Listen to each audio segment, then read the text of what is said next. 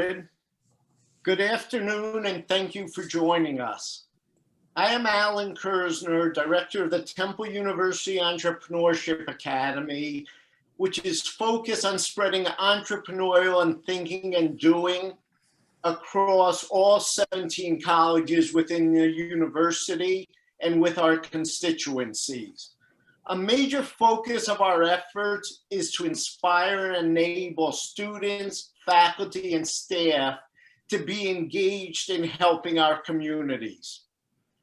Today is the second session of our three-part series on reskilling non-credentialed individuals so they can gain and maintain living wage jobs.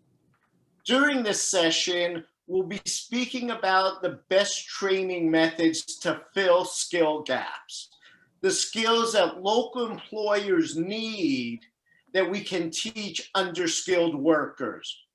We have an absolutely outstanding panel to guide us through this subject, and we will introduce them shortly. Our next session in this initiative is next Friday, November 6th, from 1 o'clock to 4 o'clock p.m.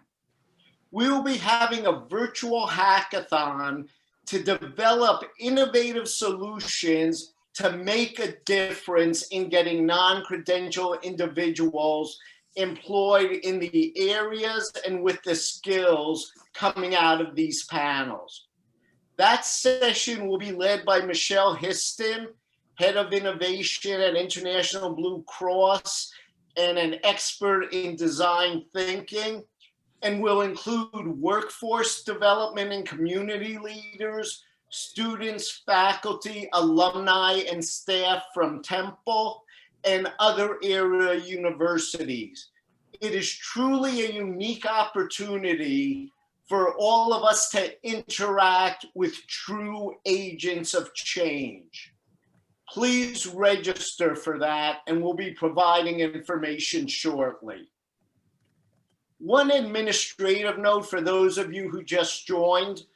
Throughout the session, if you have questions, please put them in the Q&A box in the bottom, and the panel will answer as many as possible at the end of the session. Without further delay, I would like to introduce our moderator, Michael Robinson, currently Director of Community Outreach and Hiring for the Lenfest North Philadelphia Workforce Initiative and Office of Human Resources at Temple. Michael has served at the request of governors and mayors on various race and employment committees and task forces, and previously was a human resources executive in industry. In addition to all of that, Michael is currently senior pastor of the Greater Enon Missionary Baptist Church. After having worked with Michael for the past month, I can truly say he's a great joy and demonstrates the sort of quality commitment that's required to make progress against this long-standing evil of underemployment. Michael will introduce our distinguished panel and lead them in discussion. Michael? Awesome, awesome. Thank you, Professor Allen, and really appreciate the invite on behalf of the Lenfest North Philadelphia Workforce Initiative at Temple University. We're proud to be a part of this panel presentation.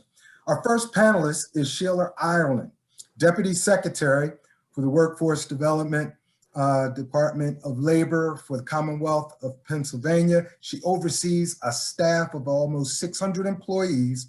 Her office is responsible for the planning, oversight, and direction of Pennsylvania's public workforce system, and in partnership with local workforce development boards.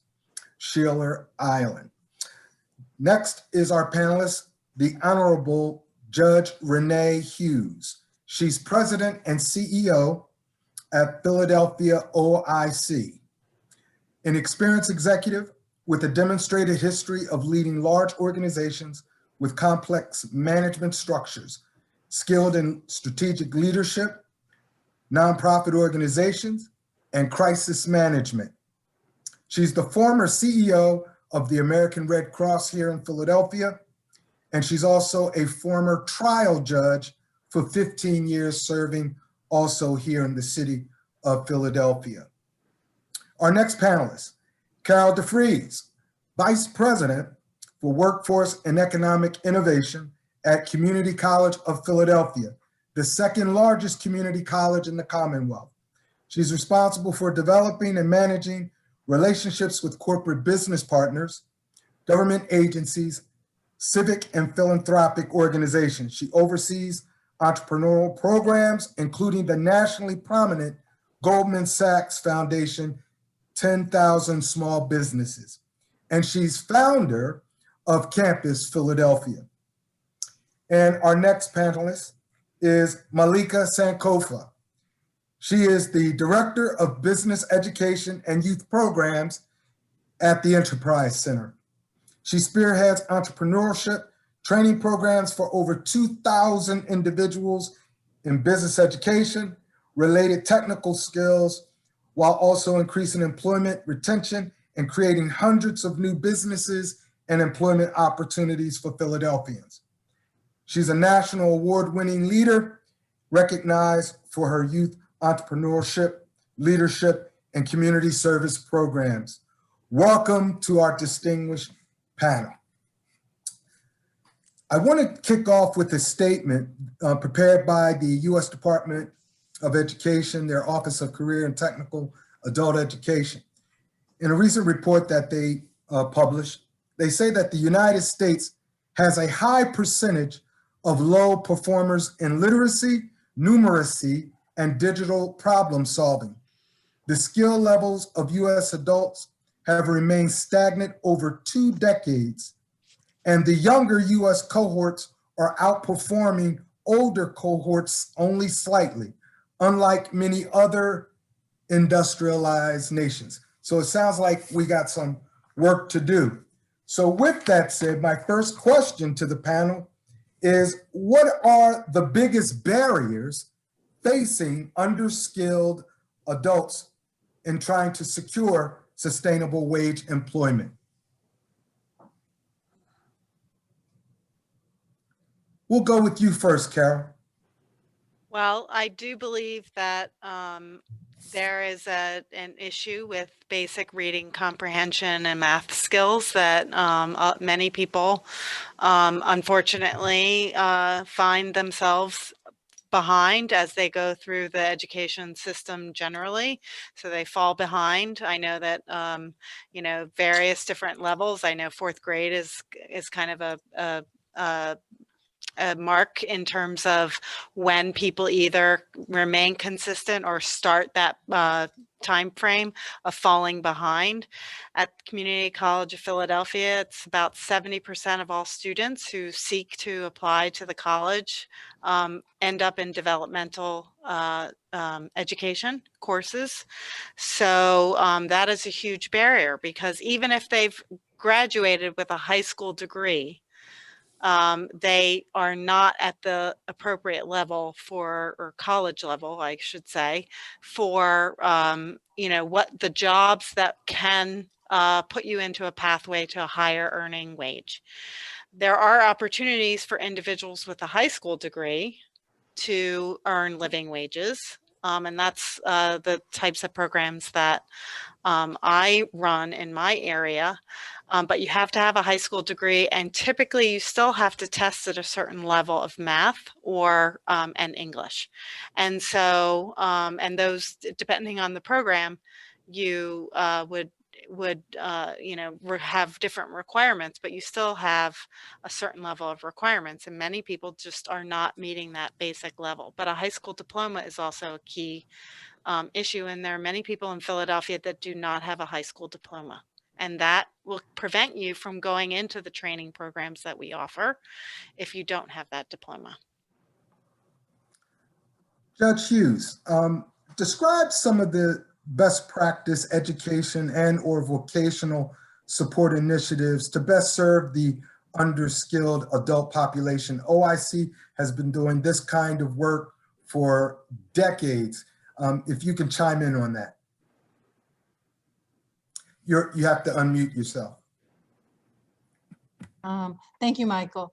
I actually want to follow from Carol because during the pandemic, 68% of those who were laid off didn't have a high school diploma. Mhm. And that's a recent study that was done here in Philadelphia. So that's a local statistic. So first and foremost, the reason for OIC's success is that we meet people where they are. We provide that assessment. We help them to get their high school equivalency. A lot of people were able to put into an accelerated high school, but coupled with the ability to read and write on grade level, it's critical to have digital competency and to have life skills. And that life skills component is essential. People have to have the ability to understand. It sounds simple, but it is really complex. How you show up at work, how you receive constructive criticism, how you give constructive criticism, how you participate as a member of a team. So some of the most successful programs that we have do just that: assess the citizen, determine what they need, high school equivalency, career skills, financial health, digital literacy, wrap those services around the citizen. And sometimes, in pure candor, they may need more mental health support. They may need help with things that child support. There are lots of supports that people need. Our job is to wrap those services around that citizen and put them on the path to success. And we do that ultimately by training them for jobs that the market is hiring. Mhm. That's the real key to success. Train people for those employers that have positions so that when they finish our programs, they can get a job, a good job. Michael, I guess I would try to kind of draw back to the 50,000 foot level. And I think the thing that you can't ignore is that as America has been browned, for lack of a better word, we've fallen behind educationally.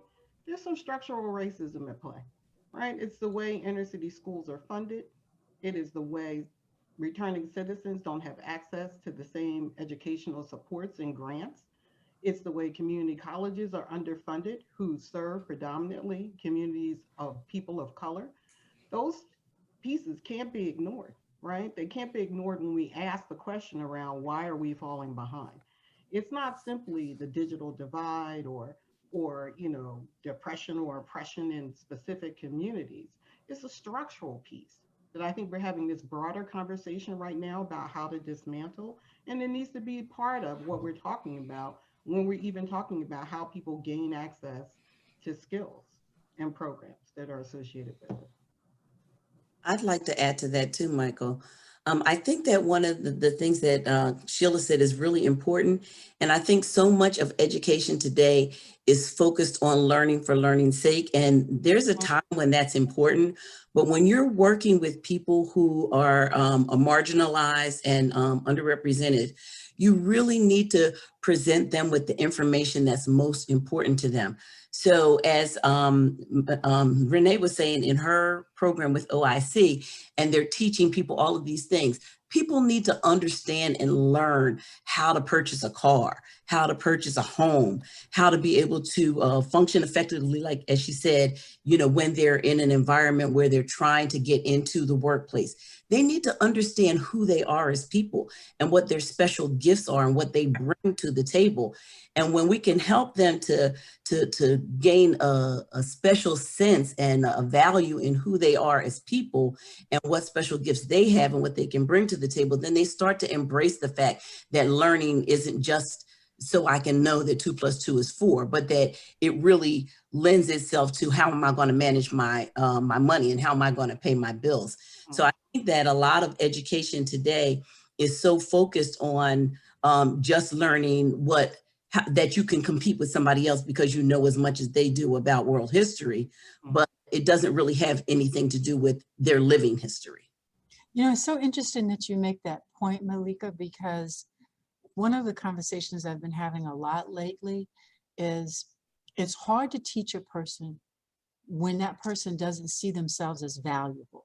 So when we talk about doing the assessment here at OIC and looking at the whole person and meeting them where they are, the very first thing they need to believe once they cross our threshold, we need to make them believe, understand, internalize, I can do this. I can have a better life for me and my family. And these skills are going to set me on that path. So when you use the term learning for learning's sake, I actually do want them to be passionate about learning, but I want them to put that learning in context to say, for every day I learn something new, that's a new quiver in my arrow that I can shoot toward my dream to climb that ladder to achieve my dreams. And it's really not ephemeral or theoretical. Belief in yourself is the most essential ingredient. And if you don't have it, and really, I shared this at Muncie. Muncie is the women's correction facility in the Commonwealth. And I spoke at Muncie and I said, every one of you has someone who loves you. You might not love yourself right now. You might be disappointed with yourself because of where you are. But each one of you has someone who loves you, and they love you more than you love yourself. Your job right now is to learn how to love yourself. Rest on their love until you can love yourself enough to say, I want better for me. I want better for my children. And so I'm going to get my GED. I'm going to learn how to use a computer. I'm going to learn how to, work wherever, in a bank, in a biopharmaceutical manufacturing plant. I don't care where the job is, but I know that job has dignity because it lets me achieve my dreams. One of the questions that was posed by the audience that was submitted early, how might we assemble the collective expertise and action of Philly to address major long-term issues around this subject? I'll go to you, Carol. Well, I think part of it is the framework was laid under the current administration when it took a much broader approach to the definition of workforce development and kind of tried to create a comprehensive framework and bring all of the players together to have the conversations that hadn't necessarily been taking place collectively. I think that was a good first step. My work history goes back to the Rendell administration in the Commerce Department, and I was the liaison with Philadelphia Works. I worked with Pat Clancy when he was, an employee there, and we worked very closely on workforce development, but it was almost always, in the context of that system.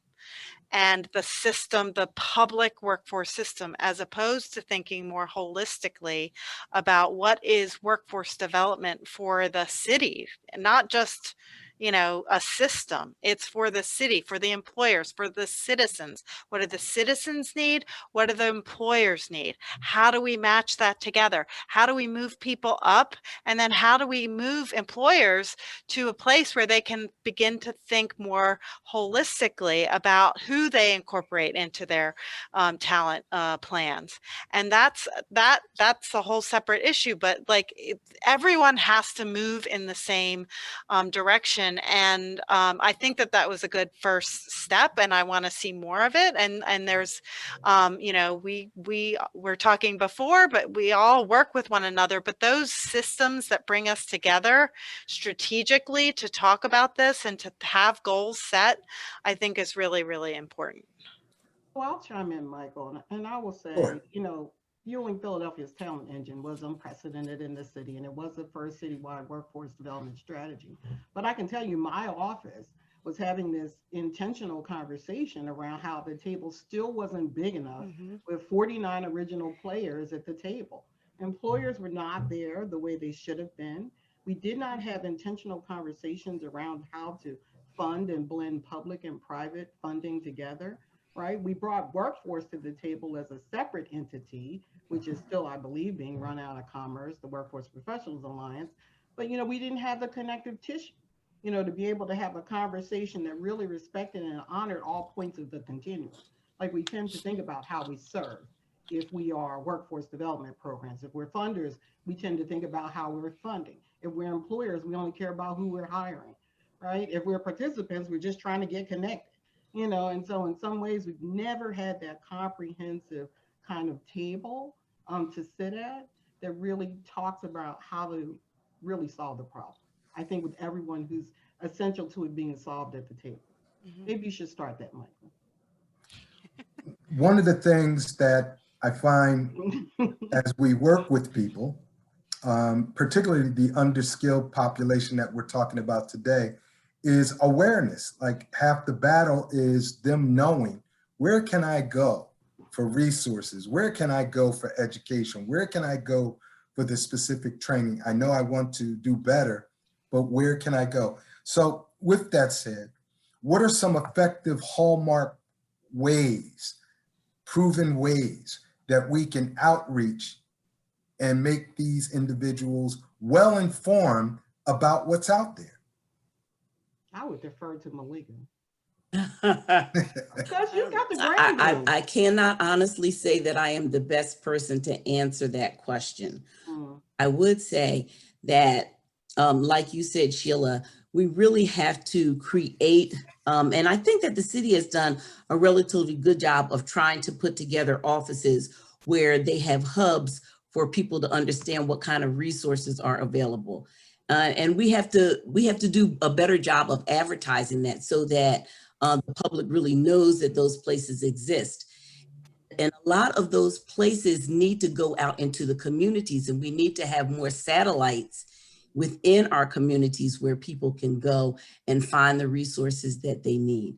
For example, Career Link now is spread throughout the city, and that's been an excellent example of how it's able to help people. And Philadelphia is a broad city, but it's able to help people from very diverse populations throughout the city because you're meeting people where they are.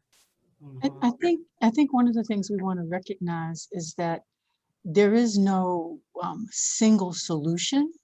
So we use a wide array of things. We use flyers, we use newspapers, we use career fairs, we use Instagram, YouTube, LinkedIn, Facebook. If I can figure out how to use TikTok, we're going to use that too. In other words, you have to be as broad as possible. And I do agree so strongly with Malyka is that you have to get the information out into the community and make yourself accessible. But we're so far past being able to reach one demographic. If you think about it, our young people don't read newspapers at all. Okay, so if they can't get it on their phone, it's not real.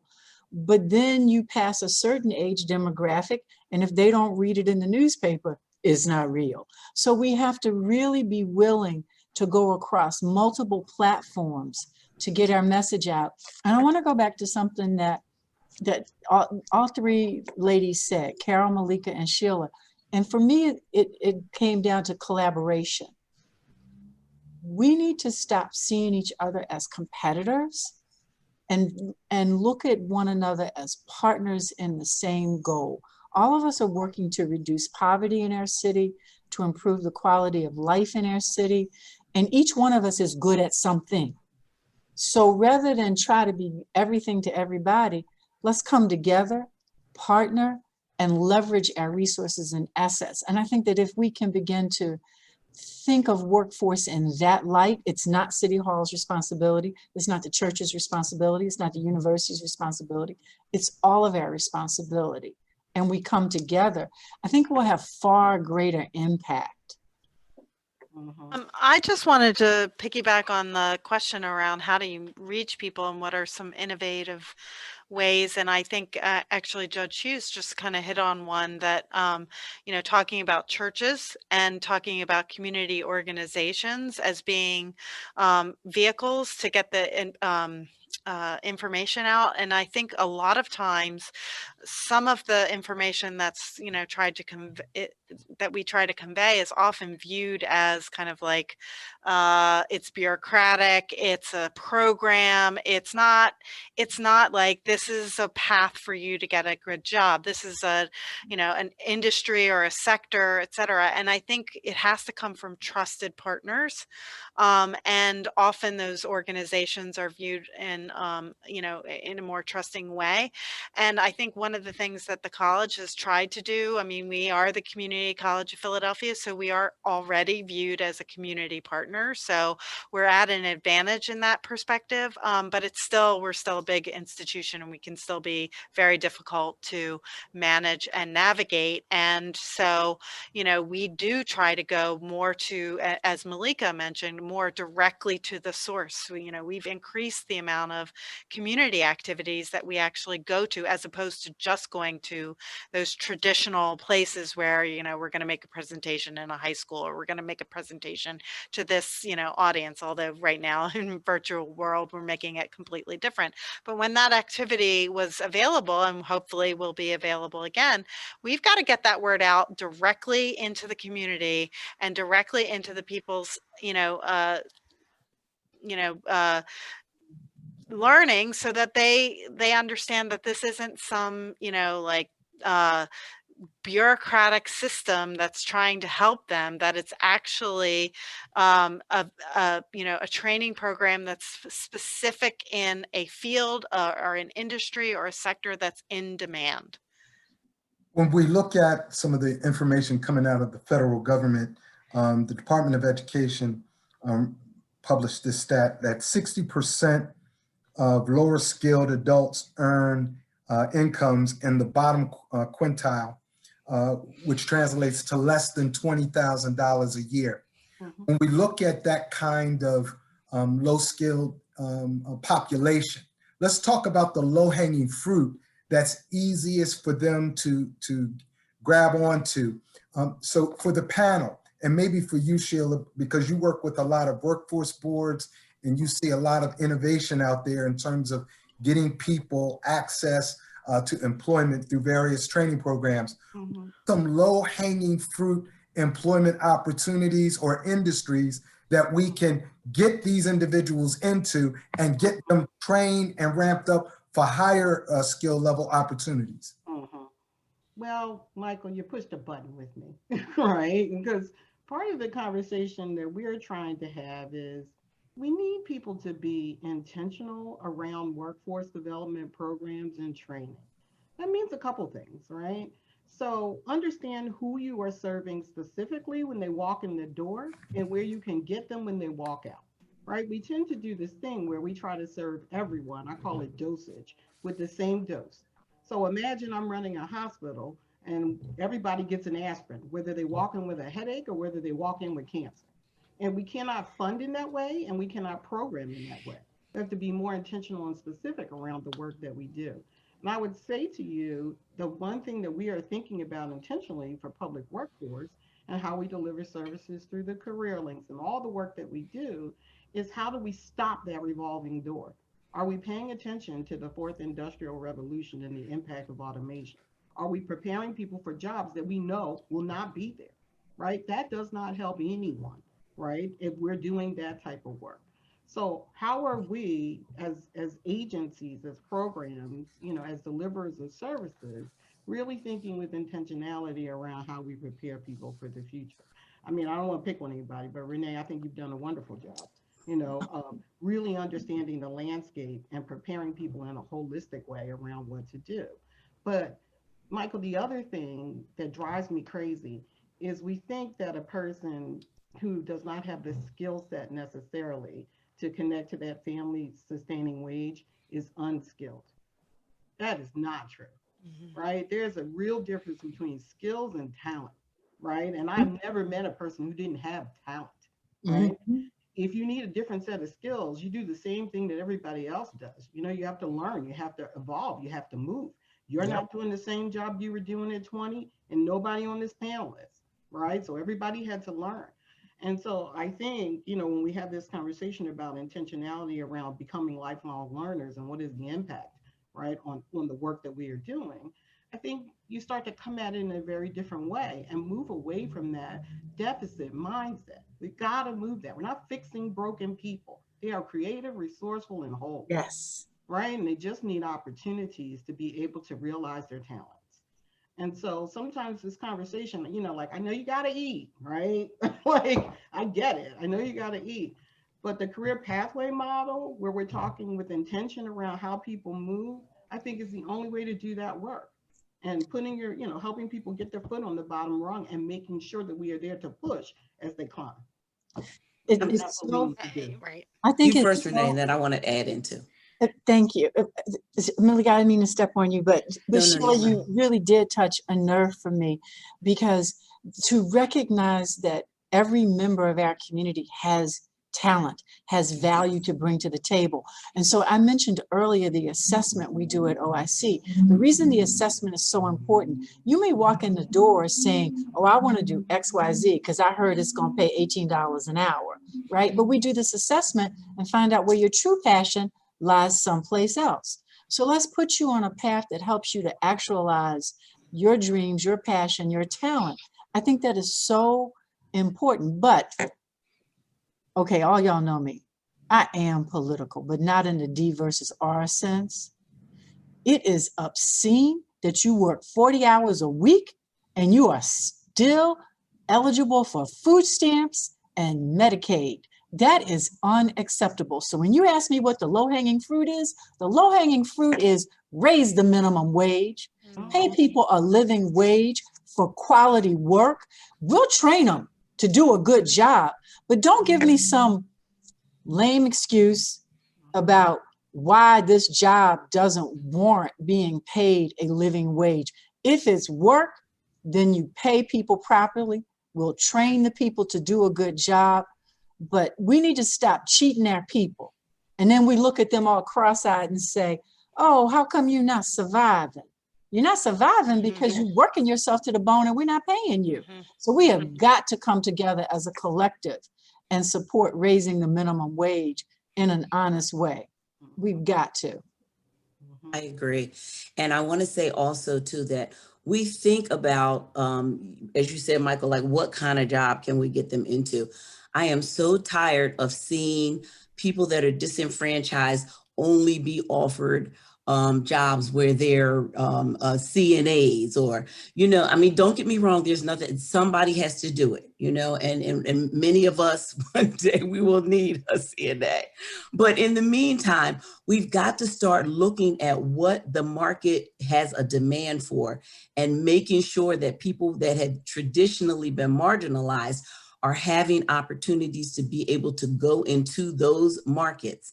And another thing is that we have to help people to understand that everything is business and that they are a business. Mm-hmm. You don't need to look at the job as, oh my God, I need to get it. Of course, when people are struggling to just pay their bills, they want to get almost anything that they can. But we want people to start to understand that they have the power to choose.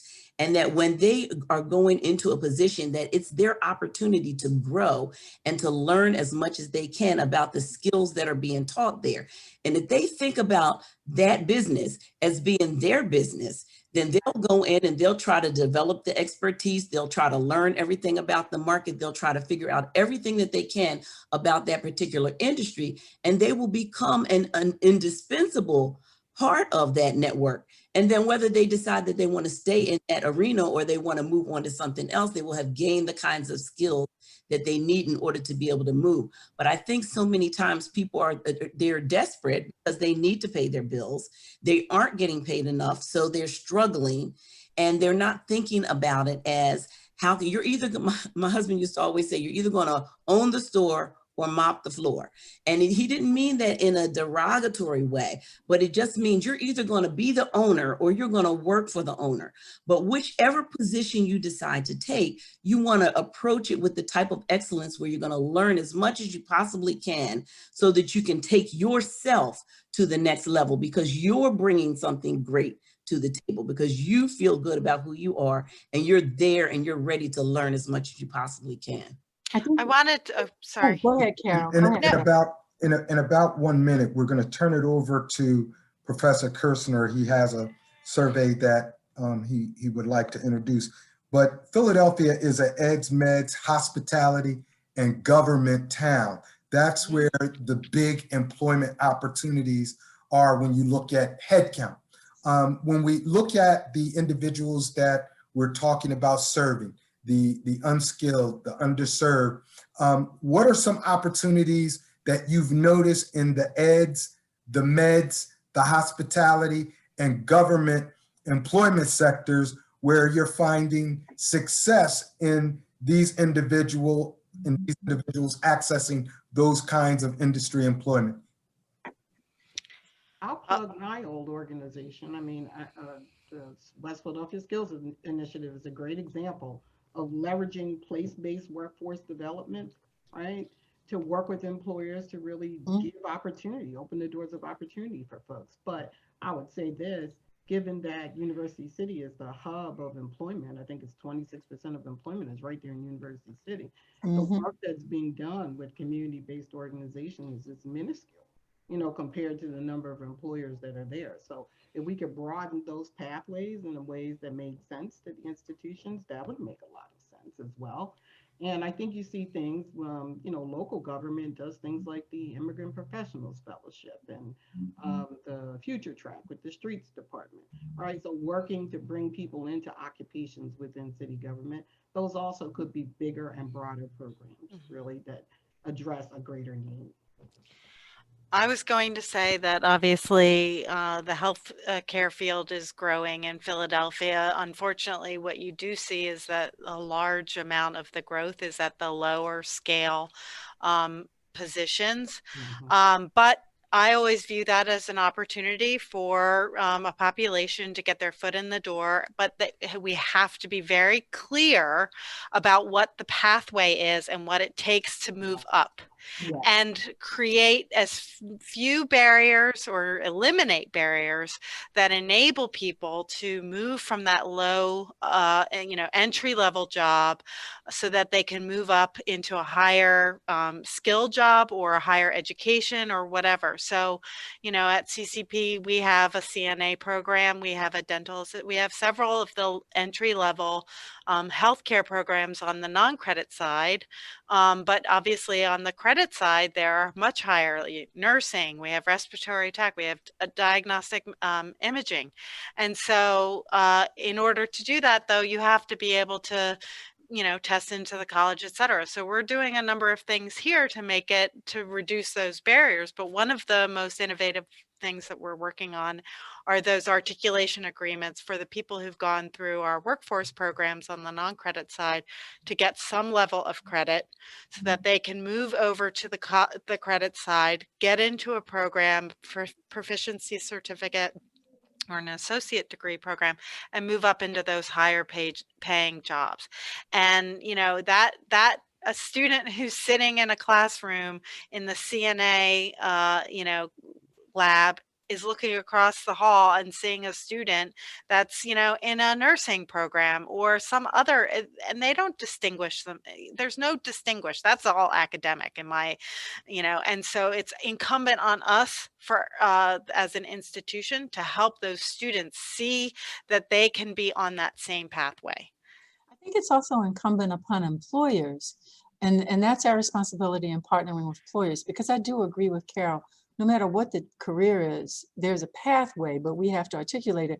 But employers have to do it. And I think one of the best employers in the region is Wawa. You can start at Wawa, whether it is in environmental services or behind the cash register or making hoagies. But Wawa is real clear. Their human services department is saying, if you want to rise in the company, here are the various training pathways that we will support you moving through so that you can grow in the company. There is nothing, well, I do think Wawa is extraordinary, but there is nothing extraordinary about that design. And so I think part of our collaboration as workforce professionals is to get other employers to see, don't have dead-end jobs in your company. Every job should have a pathway from the mail room to the boardroom, every single job.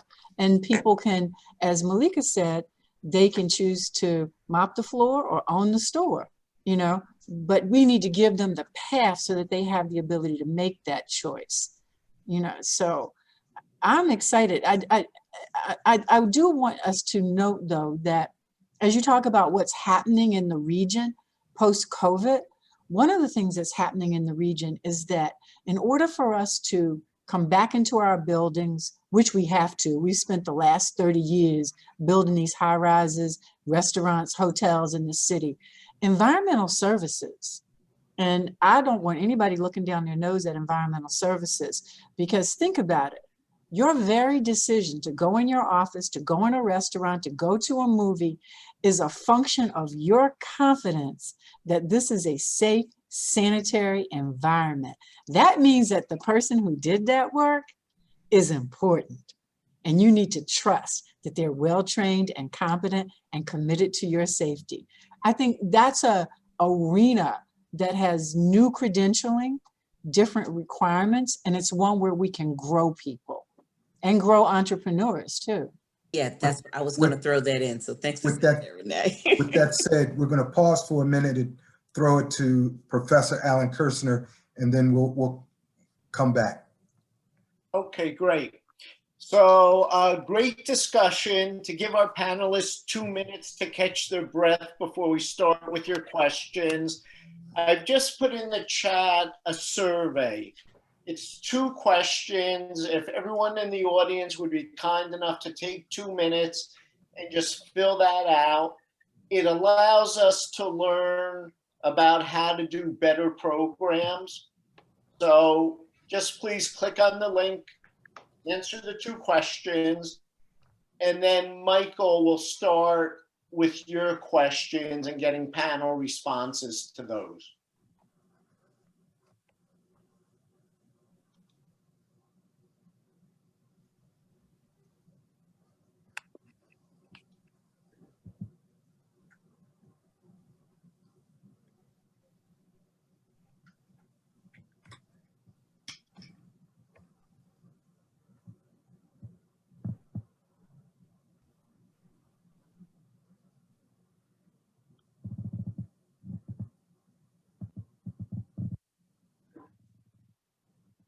Okay, so Michael, do you have the questions in front of you that we will ask the panel? Are they in the chat? Well, they should be. Lindsay, do you have a Google Doc for Michael? But why don't we start? There's one of particular interest in the chat, which is about what industry can do.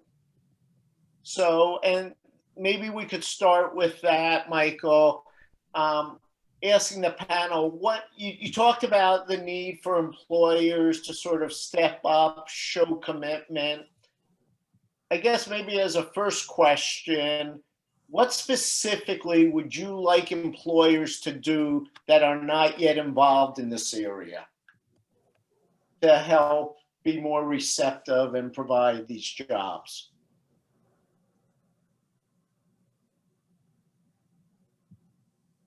Unmute yourselves, guys. Oh, we were waiting for you, Michael. Right? I was just like, okay. So the question is, what can employers do better?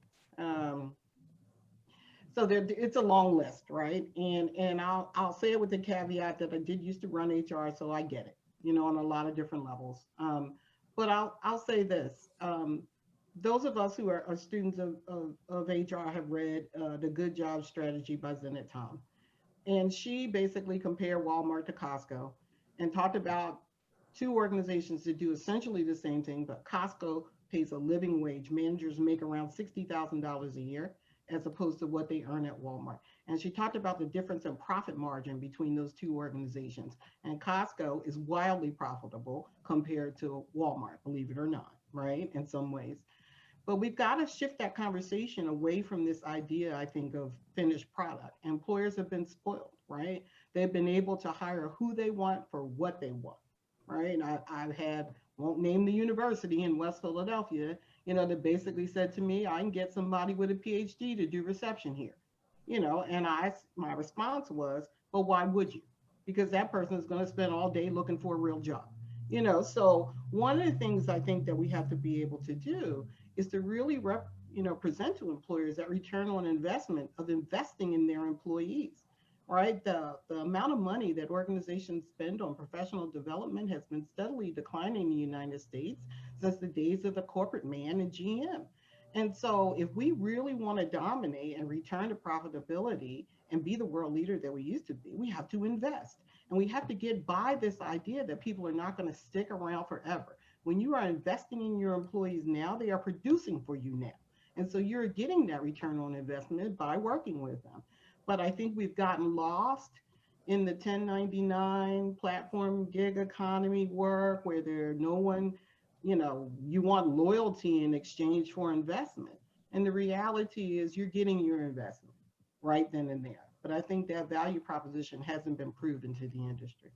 And I think the other thing that employers need to focus on is I would recommend that every HR department, and I've never worked in HR, but I've hired a lot of people in my life, they need to reevaluate the job descriptions. Because to Sheila's point, why in God's name would you need a PhD to greet people?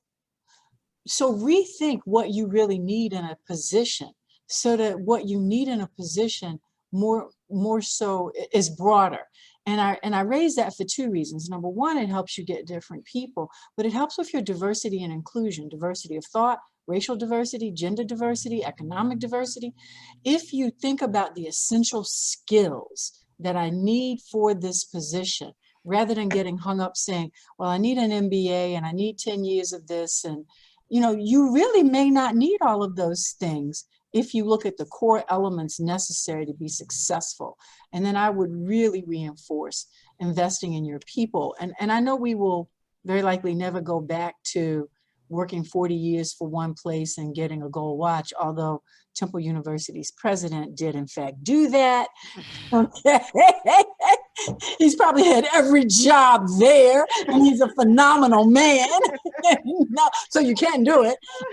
But while most of us may not be that blessed, I want to reinforce Sheila's point. You need to invest in your people. If you want your company to be successful, whether you're looking for shareholder profit or you're just looking for a return to the community, if you invest in your people, you get a greater return on your investment and you get a much better product. To your point, Judge Hughes, there are certain companies, major companies, that no longer require their candidates to have college degrees. Companies like Google, Yeah. Penguin Random House, Costco Wholesale, Whole Foods, Hilton, and a number of other employers no longer require college degrees for employment with their organization. They've really took a look at the type of work that people do and came to the conclusion for many of the jobs, from entry level to some of the even management opportunities that they have, they realize a college degree isn't necessary. And so I love the fact that those companies were ambitious and that they stood boldly to admit publicly, we no longer require it. And I'm glad that they're taking the lead where they re-examine how they do business.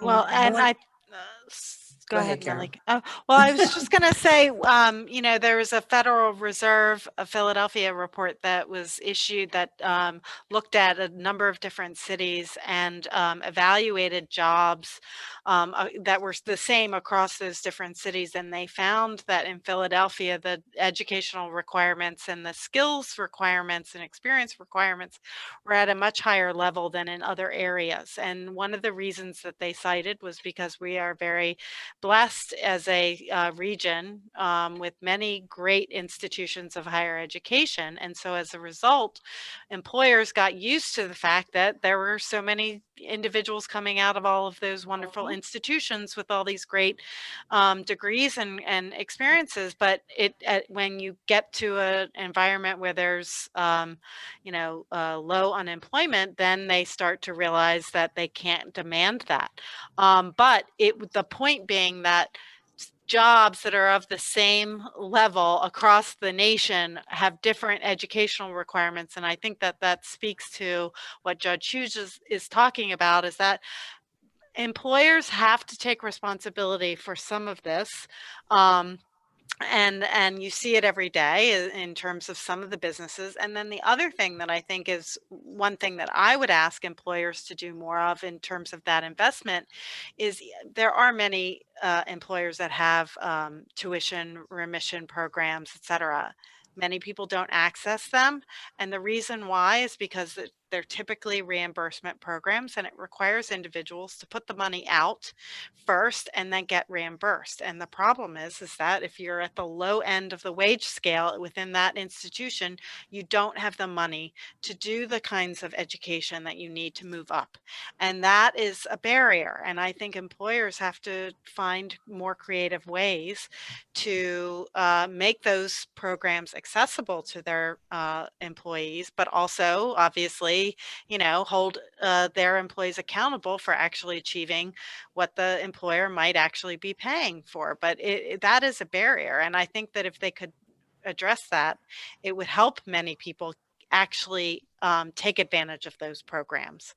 In the chat, it was mentioned in the survey, do major employers, and they gave some examples, Jefferson University, UPenn, School District of Philadelphia, Marriott, Comcast, et cetera. And do they have supported pathways for entry level to management to C-suite level opportunities, and how can workers work their way around subcontracted entities? Anyone? What do they mean when they say, how can they work their way around subcontracted entities? I guess it's hard for you to answer that question. Yeah. No, I think they're referring to the fact that a lot of low-skilled jobs are contracted out of these companies. The So it becomes gig harder economy. to get into Just the contracted company. out. So for instance, like Children's Hospital, they're not food service workers, sanitation, they're not shop employees, Right. third party. And so that makes it hard for some people at the low skill to get in because those jobs are contracted out. They're truncated, right. Yeah. I think that that the answer to that question is it doesn't sound like any of us know for a fact, which is a problem, right? I do know that there are employers out there that are creating very clear pathways internally for their institutions. Wood Services is one, Marquee, and they have, a big spectrum of low wage all the way up to high. So there are examples out there, and I think that, those are some of the employers that we hope for in terms of this work, but also getting that word out to other employers to do that kind of work. There are career pathway models for specific things that Philadelphia Works is sharing with a lot of employers to get that word. But that is something that we collectively are trying to educate employers more on to take advantage of those models. The apprenticeships and pre-apprenticeships are another way that employers can kind of move people from that low entry level job up into a higher level job. And so it's slowly gaining traction, but it takes a lot of effort to get and move employers in a different direction and do things differently. Yeah, that's one of the Sister biggest challenges. Sankofa, you've done some national work with youth. You've been recognized and awarded for the work that you've done with youth, with entrepreneurship program and employment. Can you speak to how you have moved low-skilled individuals that may be young adults from unemployment to employment, maybe some of the best practices that you've observed? So one of the things that I've done with youth that I think has been really helpful is to help them to create a business plan around a particular skill that they have an interest in, and sometimes to even develop a business plan around a business that they want to work for. Because I think that when you help people to truly understand the inner workings and you understand how a business runs, then you're approaching how you're going to bring yourself to that business in a different way. So it really gets down to one, helping people understand who they are as people, what they can bring to the table, how there's a genius inside of each one of them, and that if they can learn to tap into that genius and start to build upon that good feeling that they have about it, as Renee was talking about, helping people, introduce and apply positive psychology and helping people to feel good about who they are as people and what they already know, and then kind of building on that skill set, then I think that that's one of the things that's been able to help the people that I have worked with, the students that I've worked with, to feel more confident about who they are. I also tell people to do a lot of self-talk. I even do it myself. If I have to go to do a workshop, I go stand in the mirror and I talk to myself, because a lot of our thoughts are just whirling around in our heads. And we meet people all the time that they know their skills, they know their job, they know their business, but they don't know how to tell anyone because it's all whirling around inside their head and they don't practice it. So we do a speed networking session where they're actually creating a pitch. It's a pitch about themselves, or it's a pitch about their business, but they actually have to keep practicing it and saying it till they know it like they know their names. And once you know something and it's ingrained in you, then it's so much easier to be able to deliver who you are to someone else. Yeah, and I love both what you just said, Malyka, and I'd like to just clarify, because sometimes we throw terms around in very different ways. And when I think about career pathways, I don't think about employers creating them for you. I think this is the rise of independence in work, right? We know by 2030, 40% of the workforce will be independent contractors. And so if you don't have that particular skill set, right, like to Malyka's point about building a business plan for your life, for your career that's independent of the employer, right? It's about your skill set and what you bring to the table. It's around where you can find employment. You're going to be in trouble, right? Because that whole shelter in place thing, that's over. That's over. And so your career pathway should be talking about the skills you're going to acquire and what next steps you're going to take, whether it's for yourself as an entrepreneur, whether it's for your advancement within the organization you're in, or maybe you're going to an entirely different space. But I think to Malyka's point about having a plan is the piece that's essential. Because we're up against time, I'm going to throw a question out. I ask that you be brief in your response. What are some training programs you can recommend to help individuals who have criminal backgrounds? Because that sometimes adds as a barrier to their employment prospects. So I will jump in because we have a program. Nursing may not be your path. That path is blocked, but there are many viable paths for people who have a background. Simply having a criminal history doesn't preclude you from most jobs. So it really is unique and specific to you as to what your criminal background is. So the first thing I would strongly recommend is transparency. You want to be upfront. We work with a large reentry population, and being transparent about what your background is, what things you have achieved during your period of incarceration, how we translate that into viable skills. And there also are specific employers in our community that hire returning citizens. Mm-hmm. Okay, and there are actually tax credits for employers who do, just most people don't take advantage of it. But there are employers who hire returning citizens to let them rebuild their resume.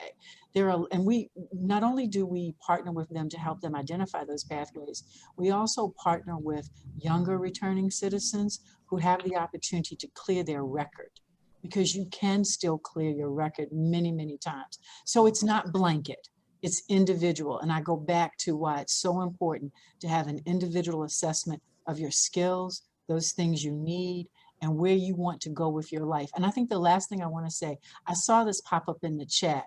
Somebody said, how do you incentivize people who don't want to learn anything? I have never met my entire life someone who did not have a dream. That dream may not be like my dream, but everyone I have ever met who wakes up in the morning has a dream. And our responsibility is to help them actualize the skills to realize those dreams. It's as Sheila said, everybody's got talent. Never met a person who didn't have talent. So, you know, I don't see anyone who doesn't want to learn, who doesn't want to grow. They may want to grow in different ways than I do, but they all want to grow. And I know I like to talk a lot, Michael. You know I'm Southern. It's my weakness. We're gonna throw out one last question for each of you to briefly respond to, and then I'm gonna throw it over to Professor Allen. What is the single biggest skill that non-credential workers need to learn? And if all of you can very briefly address that, we'll start with you, Carol. And if everyone can briefly give the single biggest skill that non-credential workers that we're talking about today, what is it that they need to learn? The biggest single skill. There's so many, I guess there's so many, but I guess I think about the future, and I think digital skills are essential if you're going to have a long-term employment outlook. And so that comes with a lot of like assumptions that other skills are in place, but I think that we need to do our best to incorporate digital skills into as many of our programs, even if it's not a required component of a program, because those are life skills. I mean, at this point, they're life skills that every person needs to have moving forward. So I'll stop there because I'll be brief. All right, Malyka? I would say to know how to express yourself in a positive way and to bring a positive attitude to everything that you do, because no matter what skill you have, if you know how to present yourself in a positive way, then people will embrace you in some arena. Sheila? I'm going to say courage. I would say the courage to get out of your own way. I think oftentimes we don't recognize the skills and talents that we have. We don't recognize the breadth of our network. We don't understand our capacity for change or for learning, right? Because we can't get out of our own way. Okay. And Judge Hughes? Resilience. Resilience, because it is not necessarily going to be easy. There are valleys and there are mountains, but if you stay focused and stay on the path to success, you will reach the mountaintops. So I encourage you to be resilient. Awesome. Professor Kirshner? All right. Well, thank you very much to the panel. I sat here being inspired and also learning a ton. So thank you. Keep up the great work. Michael, great job as always. It's an honor and a pleasure. So thank you very much. And you are responsible for most of this panel being here. So that's even a bigger thank you. What I'd say to the people still participating, and Lindsay was kind enough to put in the registration link in the chat for the hackathon.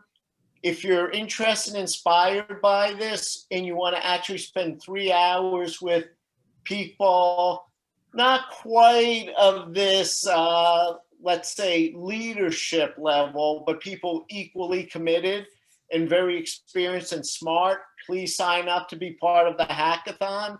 There is prize money for the top teams, and we will also facilitate your entry into things like a X Prize competition where there's $5 million in prize money, as well as a social entrepreneurship competition at Temple University.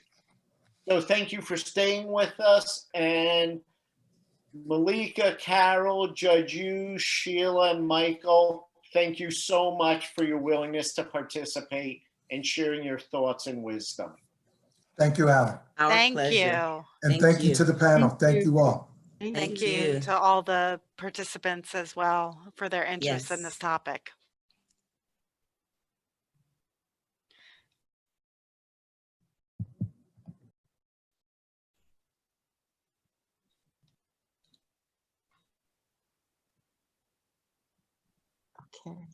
Okay, so you're welcome to leave, panelists. Thank you. Thank you. We weren't sure. It's No, like, you know, no, we just wanted to make sure. Thank you so much. when taping stops. that's what we believe. Thank you so much for inviting me.